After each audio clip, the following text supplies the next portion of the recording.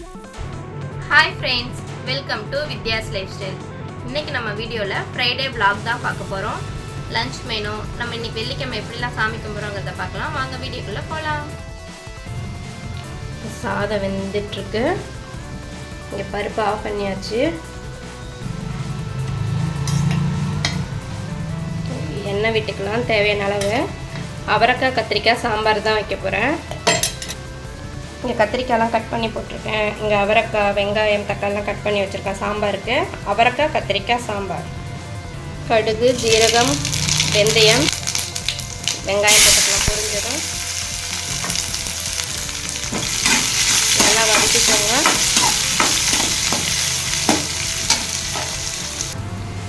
இங்கே மிஷினில் துணி போட்டிருக்கேன். ஓடி முடிக்க போகுது. இதை வேற போய் காய வைக்கணும்.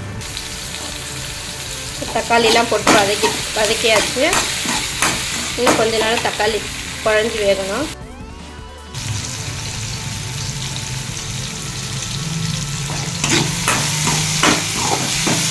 நல்லா வதக்கிக்கலாம். இது கூட அவரைக்காய் சேர்த்துக்கலாம். இது கூட 2 கத்திரிக்காய் இதையும் சேர்த்துக்கலாம். நல்லா வதக்கிக்கோங்க.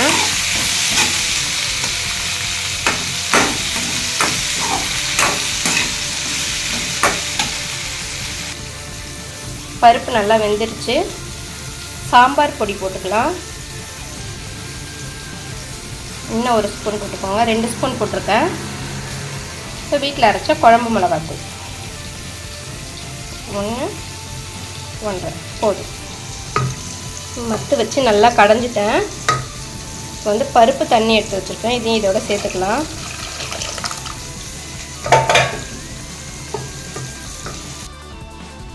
இந்த பக்கம் காய் நல்லா வதங்கிருச்சு.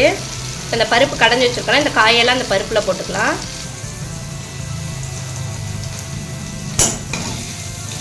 அவரைக்காய், கத்திரிக்காய் எல்லாமே வதங்கியாச்சு. இப்போ இதை எடுத்து இந்த பருப்பில் சேர்த்து இதை அப்படியே கொதிக்க வைக்க வேண்டியதுதான். கொதித்ததும் கொஞ்சமாக புளி கரைச்சி ஊற்றுனீங்கன்னா சூப்பரான அவரைக்காய் கத்திரிக்காய் சாம்பார் ரெடி. குழம்புக்கு தேவையான அளவுக்கு உப்பு போட்டுக்கலாம். பருப்புலேயே பெருங்காயம், ஜீரகம் எல்லாமே போட்டு தான் வேக வச்சுருக்கோம். பூண்டு எல்லாமே. இப்போ இதுக்கு தேவையான அளவு உப்பு மட்டும் போட்டாச்சு. நல்லா கொதிக்கட்டும். சாம்பார் நல்லா கொதிக்குது. இப்போ வந்து புளி தண்ணி ஊற்றிக்கலாம்.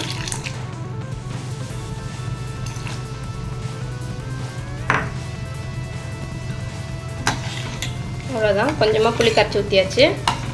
குழம்பு கொதிச்சோன்னே இறக்க வேண்டியதான். என்கிட்ட கருவேப்பிலை, மல்லித்தழையும் தீந்துருச்சு. உங்கள்கிட்ட இருந்தால் கடைசியாக இறக்கமும் சேர்த்துக்கோங்க.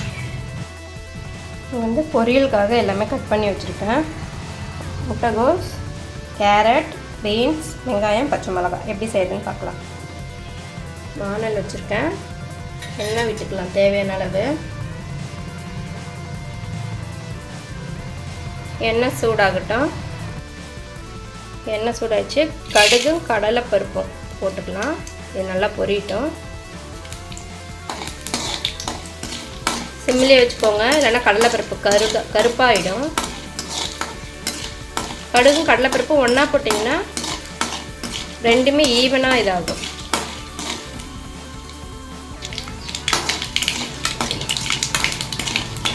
கடுகு பொரியுது. இப்போ வந்து வெங்காயமும் பச்சை மிளகாய் சேர்த்துக்கலாம்.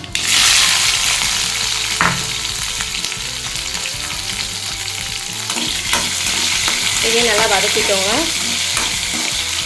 கொஞ்சமாக உப்பு சேர்த்துக்கலாம். உப்பு சேர்த்தாச்சு. சீக்கிரமாக வெங்காயம் வதங்கும். இதையும் நல்லா கிண்டி விட்டுக்கலாம். நல்லா வதங்குது. இப்போ நல்லா வெந்துட்டுருக்கு. வெங்காயமும் பச்சை மிளகாய் நல்லா வதங்கிடுச்சு. இப்போ வந்து கேரட், பீன்ஸ் போட்டுக்கலாம். நல்லா வதக்கிக்கோங்க.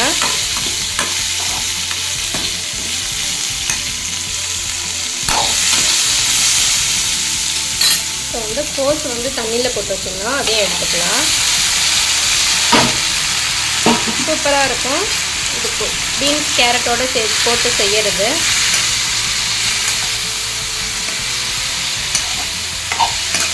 இது வத்த குழம்பு, புளிக்குழம்பு இதுக்கெல்லாம் சூப்பராக இருக்கும்.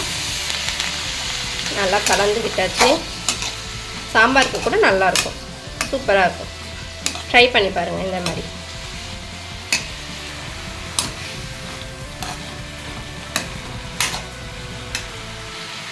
இப்போ வந்து நம்ம வெங்காயத்துக்கு மட்டும்தான் உப்பு சேர்த்துருக்கோம்.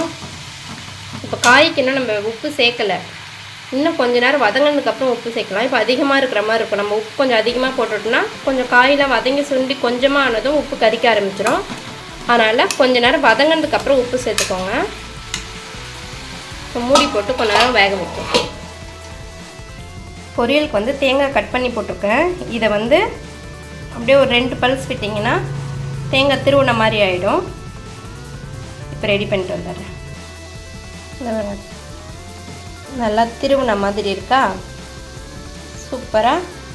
தண்ணி விடாமல் அரைச்சிங்கன்னா இந்த மாதிரி வந்துடும். லாஸ்ட்டாக பொரியலுக்கு போட்டுக்கலாம். இப்போ எப்படி இருக்குன்னு பார்க்கலாம்.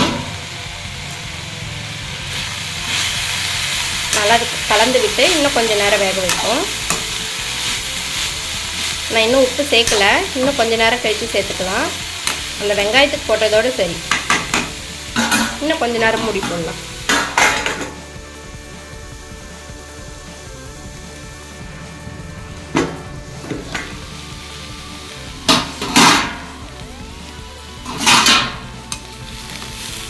சூப்பராக ரெடி ஆயிடுச்சு. இப்போ வந்து உங்களுக்கு தேவையான அளவுக்கு உப்பு சேர்த்துக்கோங்க.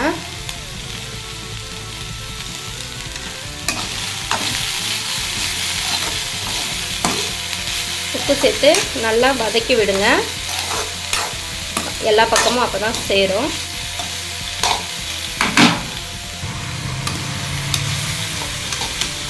இப்போ வந்து தேங்காய் துருவல் சேர்த்துக்கலாம்.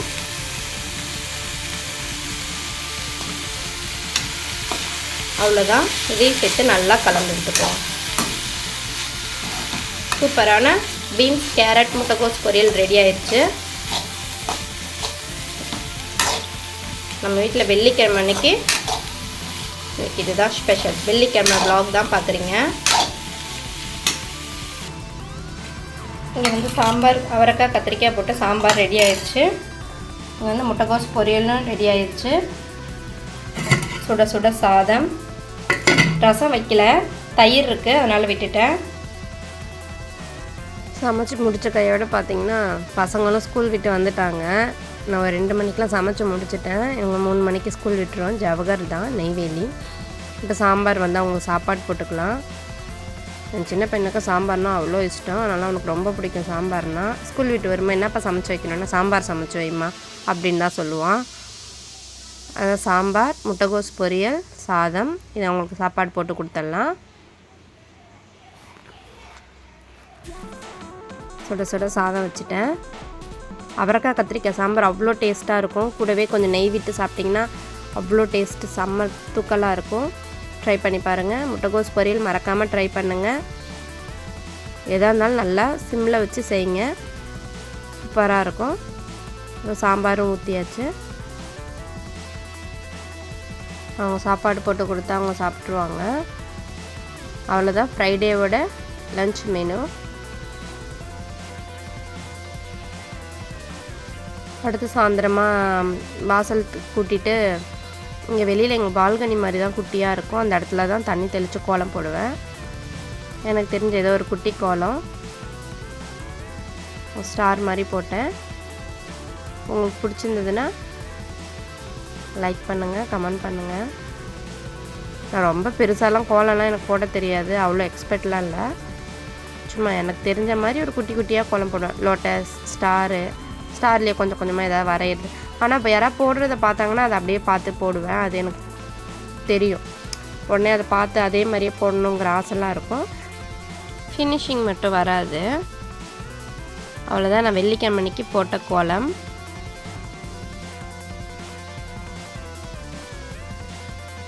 எப்படி இருக்குது, நல்லா இருக்கா? இப்போ இந்த வாசக்கால்லையும் போட்டுருவேன் எப்பயுமே.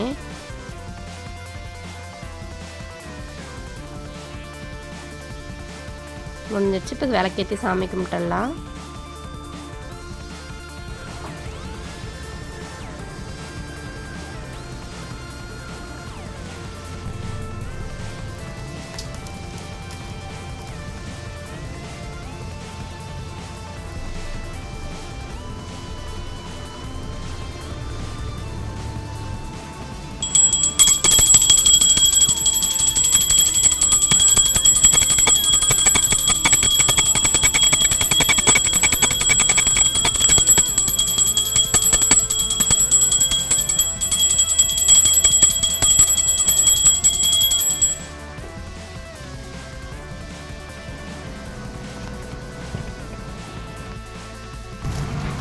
ஃப்ரெண்ட்ஸ், ரெயின் ட்ராப் பேங்கிள்ஸ் என்கிட்ட ஒரு 3 செட்டு இருக்குது. அதை நான் ஒரு ஃபங்க்ஷன் போயிட்டு வந்துட்டு ஒரு கவரில் கட்டி வச்சேன். சரி, அதை எடுத்து வச்சுட்டு இருந்தேன்னா சரி அது உங்கள்கிட்ட காமிக்கலாம் அப்படின்னு சொல்லிட்டு. இப்போ அதானே ட்ரெண்டிங்கில் இருக்குது, அதனால் இதை பாருங்கள். இது வந்து ஒரு நாவப்பழ கலரு. போட்டு காட்டுறேன் எப்படி இருக்குன்னு சொல்லுங்கள். அப்புறம் இன்னொரு கலர் வந்துட்டு ஒரு மாதிரி லைட் க்ரீன் மாதிரி இருக்கும். இது வந்து 180 ருபீஸ்க்கு வாங்கினேன், பஜாரில் வாங்கினேன். இது வந்து 180.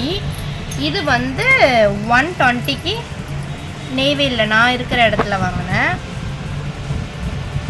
இது எப்படி இருக்குன்னு சொல்லுவேன், நான் மேட்ச் பண்ணி காட்டுறேன். நல்லா இருக்கா?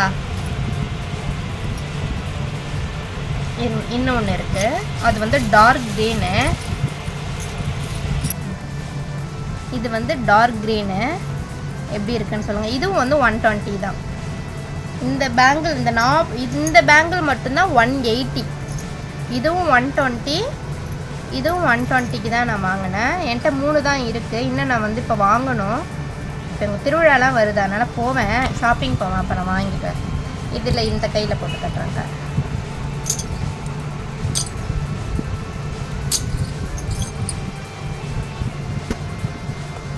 என்னுடைய பேங்கிள்ஸ் எப்படி இருக்குது? ரெயின் ட்ராப் பேங்கிள்ஸ் என்கிட்ட 3 செட்டு தான் இருக்குது. உங்கள்கிட்ட காமிச்சிட்டேன். எப்படி இருக்குன்னு கமெண்ட்டில் மறக்காமல் சொல்லுங்கள்.